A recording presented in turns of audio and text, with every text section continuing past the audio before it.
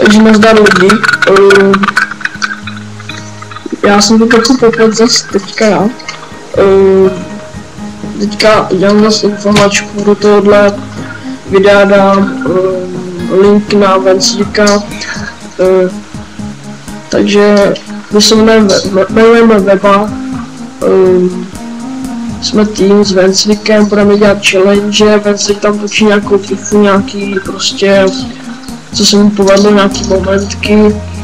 No, já o prázdninách začnu točit Minecraft, Vodko a jsem to ještě chtěl, Battlefield 3. Takže uvidíme, určitě se potěšte,